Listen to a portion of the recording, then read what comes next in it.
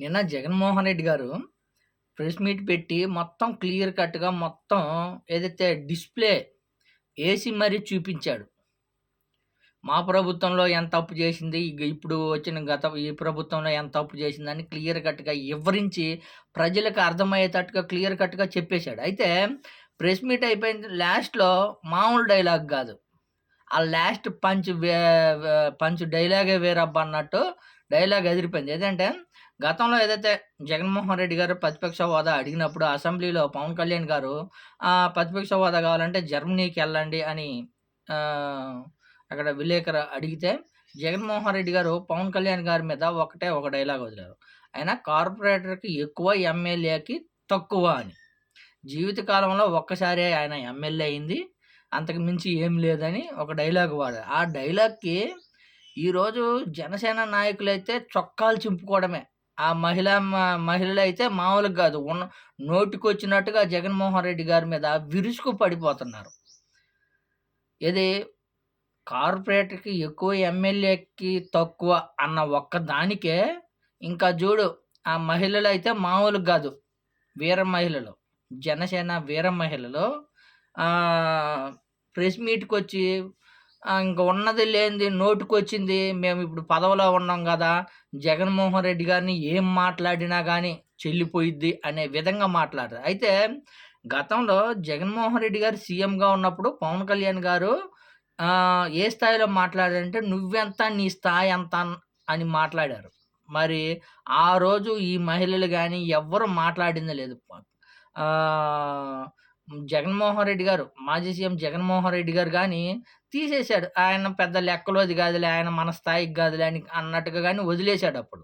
ఇప్పుడు దాన్ని కుండ బద్దలు కొట్టినట్టుగా జగన్మోహన్ రెడ్డి గారు చెప్పేసారు. ఈయన కార్పొరేటర్‌కి ఎక్కువ, ఎమ్మెల్యేకి తక్కువ అని. అయితే మన ఆహ్, రాయపాటి అరుణానా లేపోతే కాయపాటి అరుణానో ఈ మహిళా మేడం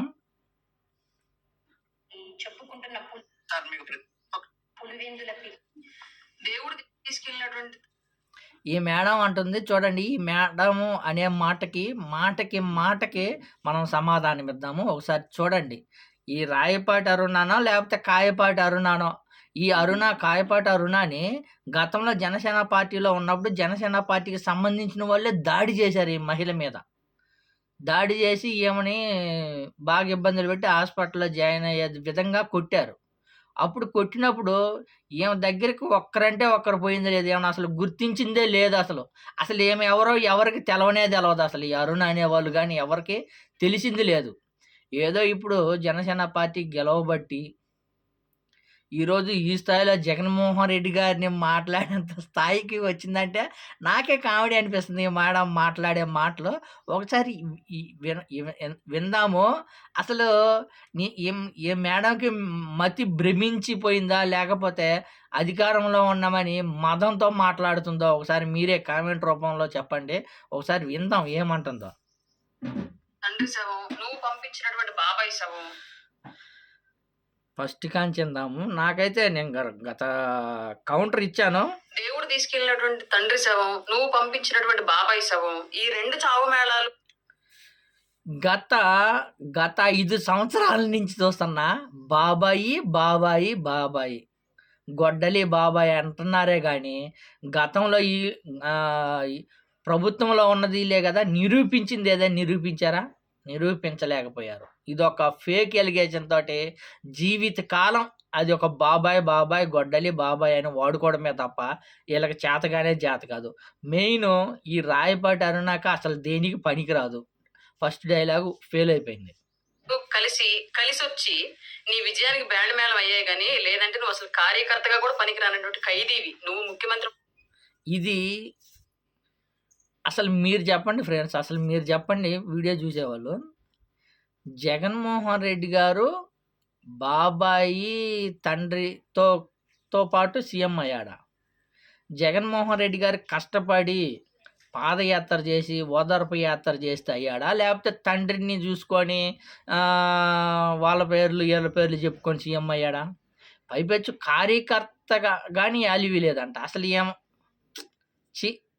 అవడం ఏంటి మా దరిద్రం కాకపోతే. దరిద్రం. ప్రజలు 11 సీట్లు ఇచ్చి నువ్వు చేసిన పాలన చాలులే బాబు, ఇంకా ప్రతిపక్ష హోదా కూడా అక్కర్లేదు, విపక్షంగా వెళ్ళి కూర్చో అని అసెంబ్లీకి పంపిస్తే, అసెంబ్లీకి వెళ్ళి కూర్చొని 11 నిమిషాలు కూడా ఉండలేక జగన్మోహన్ రెడ్డి గారికి 11 సీట్లు వచ్చాయి, 11 సీట్లు వచ్చాయి అంటున్నారు చూసినావా?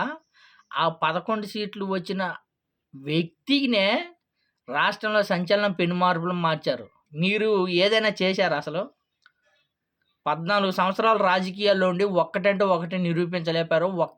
కనీసం ఎవరికి అండగా నిలబడలేకపోయారు మీరు. ఏమో గాని మాట్లాడేవాళ్ళు అయిపోయింది.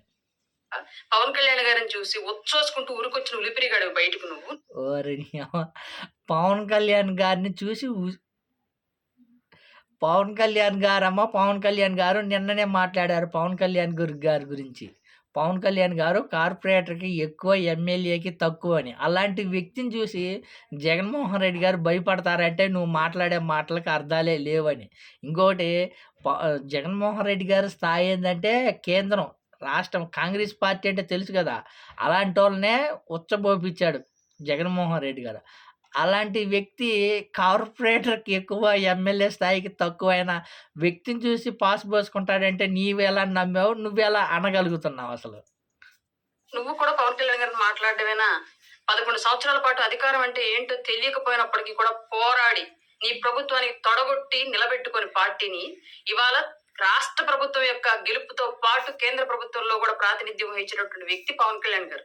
అట్లాంటి వ్యక్తి మరి ఇంత స్థాయి ఉండి, ఇంత ఉన్న వ్యక్తి అయితే మరి సింగిల్‌గా ఎందుకు పోటీ చేయలేదమ్మా పవన్ కళ్యాణ్ గారు మరి? ఎందుకమ్మా ఆ పార్టీ, ఈ పార్టీ వాళ్ళ పార్టీలు, ఈ పార్టీలు సంకనాకపోతే సింగిల్‌గా పోటీ చేయొచ్చు కదా! ఒంటరిగా పోటీ చేసి సత్తా నిలబెట్టుకోవచ్చు కదా! 175 నియోజకవర్గాల అభ్యర్థులను నిలబెట్టి పోటీ చేయొచ్చు కదా!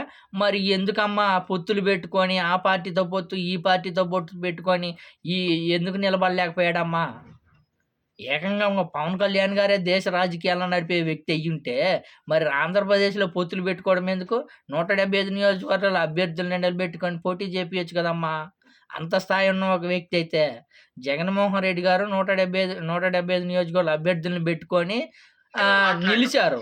కానీ ప్రజలు ఓట్లే ఇప్పటికీ జనాలు నమ్మడంలా. జగన్మోహన్ రెడ్డి గారు ఓడిపోయారంటే ఇప్పటికి నమ్మడంలా. జగన్మోహన్ రెడ్డి గారే మా సీఎం, జగన్మోహన్ రెడ్డి గారు ఓడిపోలేదని అనుకుంటున్నారు. కానీ మీరు ఈరోజేదో అదృష్టం కొద్దీ గెలిసి ఈరోజు సంకలు గుద్దుకుంటున్నారే తప్ప అంతకు మించి ఏం లేదు.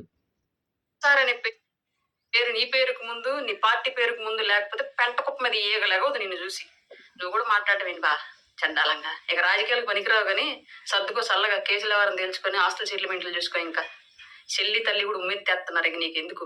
ఇంతకుముందు ఆంధ్రప్రదేశ్ రాజకీయాల్లో కేఏ పాల్ గారు ప్రెస్ మీట్ పెడితే జోకే ఉండిద్దని చెప్పి చూసేవాళ్ళు. ఇవాళ ఆయన చూడట్లా, ఆయన మరిపించి జోకర్ పోయి ట్రోలర్ నువ్వు అయ్యావు ఆంధ్రప్రదేశ్లో. నువ్వు ప్రెస్ మీట్ పెడితేనే మేమర్స్ వచ్చేస్తున్నారు ఏం మాట్లాడా అని చెప్పేసి. అట్లాంటి సిచ్యువేషన్ అయిపోయింది నీది. నువ్వు పెద్ద నాయకుడివి, కర్మగాలి. ఆంధ్రప్రదేశ్ దరిద్రం కొద్ది ఏదో ఒక్కసారి ముఖ్యమంత్రి అయినంత మాత్రం నువ్వు పెద్ద దేశకి నేతలాగా నువ్వు ఫీల్ అయిపోయి మాట్లాడడం మేమందరం ఎర్రపప్పలాగా వింటాం. మా కర్మ. నిజమే. ఏమా కాయపాటి అరుణ ఒక పెద్ద నాయకురాల్లాగా, మహిళను ఉద్ధరిస్తుందిలాగా, వీడియో చేస్తే మనం మాట్లాడుకుంటున్నామో అదేవిధంగా జగన్మోహన్ రెడ్డి గారి గురించి మాట్లాడడం అది కానీ విచిత్రం అనుకోవాలి. ఎందుకంటే పవన్ కళ్యాణ్ గారి స్థాయి, జగన్మోహన్ రెడ్డి గారి స్థాయి అనే దాని గురించి మాట్లాడుకోవడమే పరం వేస్ట్. ఆయన స్థాయి ఏందో నిన్ననే తెలిసిపోయింది, ఒక్క మాటలో తెలిసిపోయింది. ఇంకా జగన్మోహన్ రెడ్డి, పవన్ కళ్యాణ్ గారిని చూసి భయపడుతున్నారు అనేది పెద్ద కామెడీ కామెడీ. కాయపాటి అరుణ అని పార్టీలో కొడితేనే దిక్కు లేదు, ఇప్పుడు ప్రెస్ మీట్కి వచ్చి మాట్లాడుతుంది సిగ్గుచేటు. కాకపోతే సొంత పార్టీ మహిళలు రక్షించుకోవడం చేత కాదు మీకు. నిన్ను కొడితేనే నీ దిక్కు లేదు, మీ పార్టీ వాళ్ళే నీ మీద దాడి చేస్తేనే దిక్కు లేదు, మాట్లాడలేదు. అలాంటి నాయకుడి కోసం నువ్వు సపోర్ట్గా మళ్ళీ వీడియో చేసి మాట్లాడుతున్నావు అంటే సిగ్గుచేటు. మా నాయకుడి స్థాయి అంటే మా నాయకుడు గుండెల్లో ఉన్నారు. రాష్ట్ర ప్రజలందరికీ తెలుసు మా నాయకుడు గొప్పతనం ఏందో. నువ్వు మా నాయకుడి గురించి మాట్లాడినంత స్థాయికి వచ్చినవంటే ఇంకా అది విచిత్రం అనుకోవాలి మరి.